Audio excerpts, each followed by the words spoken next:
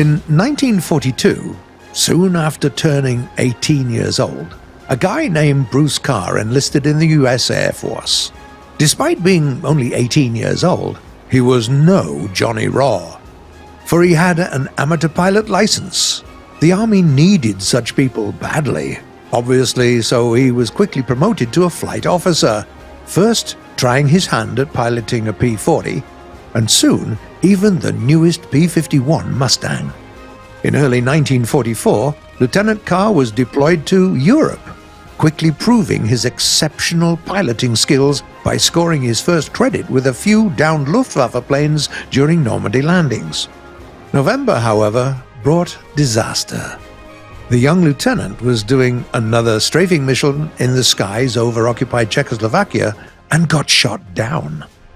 The parachute barely had time to open and slow his fall down.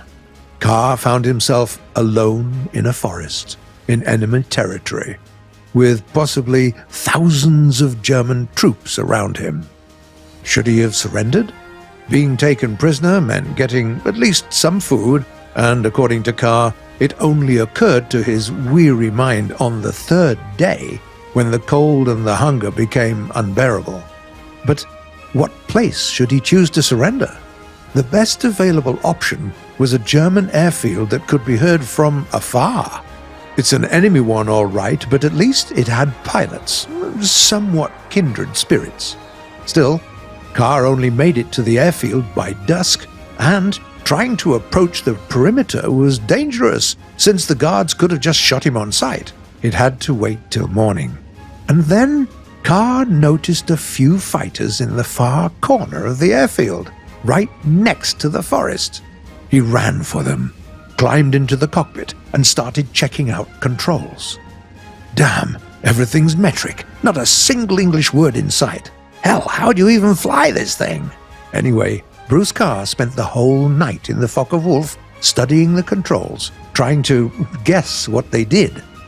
And the most amazing thing was that no one checked out the plane, neither a guard nor a mechanic, not even a pilot.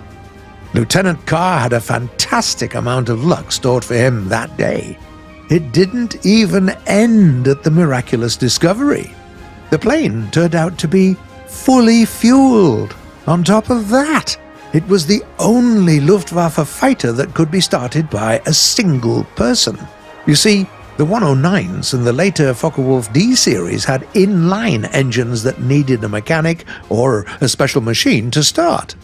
The only engine with a self-sufficient electric starter was the BMW 801 back then.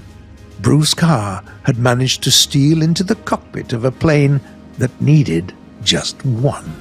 So, with the first light, the lieutenant started the engine, gained enough speed on the runway, and simply flew home. No anti-aircraft guns firing at him, not even an alarm going off at the command post.